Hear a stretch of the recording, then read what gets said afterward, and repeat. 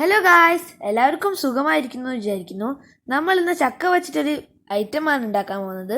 അതിൻ്റെ പേരാണ് ചക്കക്കുമ്പിളപ്പം. അതെങ്ങനെയാണ് ഉണ്ടാക്കുന്നതെന്ന് നോക്കാം.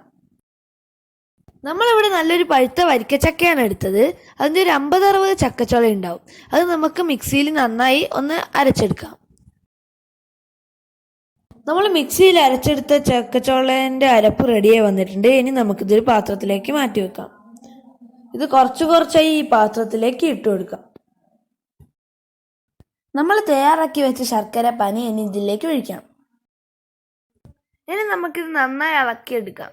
ഇനി കുറച്ചും കൂടി അരച്ചു വെച്ച ചക്ക ഇതിലേക്ക് ഇട്ട് കൊടുത്തതിന് ശേഷം നന്നായി ഇളക്കിയെടുക്കാം.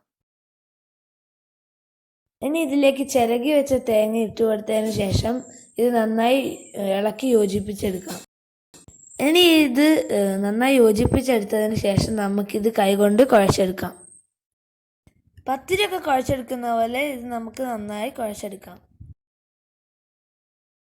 അടുത്തതായിട്ട് ഒരു പ്ലാവില എടുത്തിട്ട് അതിൽ ഒരു കുമ്പിളിൻ്റെ ഷേപ്പിലാക്കി എടുത്തിട്ട് നമുക്കിത് അതിൻ്റെ ഉള്ളിൽ നിറച്ചു കൊടുക്കാം. ഇനി നമുക്കിത് ആവിയിലൊന്ന് നല്ലോണം വേവിച്ചെടുക്കാം.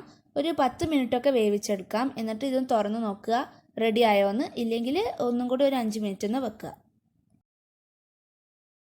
ഇത്രയേ ഉള്ളൂ, നമ്മളുടെ ചക്കക്കുമ്പിളപ്പം നല്ലോണം വെന്ത് വന്നിട്ടുണ്ട്. ഇനി നമുക്കിതൊരു പ്ലേറ്റിലേക്ക് സെർവ് ചെയ്യാം. അങ്ങനെ നമ്മളുടെ ചക്കക്കുമ്പിളപ്പം റെഡിയായി വന്നിട്ടുണ്ട്. എല്ലാവർക്കും ഈ റെസിപ്പി ഇഷ്ടപ്പെട്ടു എന്ന് വിശ്വസിക്കുന്നു. എല്ലാവരും ഇത് വീട്ടിൽ ട്രൈ ചെയ്ത് നോക്കുക. അഭിപ്രായങ്ങൾ കമൻസിൽ പറയുക. ഇനി നമുക്ക് അടുത്ത വീഡിയോയിൽ കാണാം. ബൈ.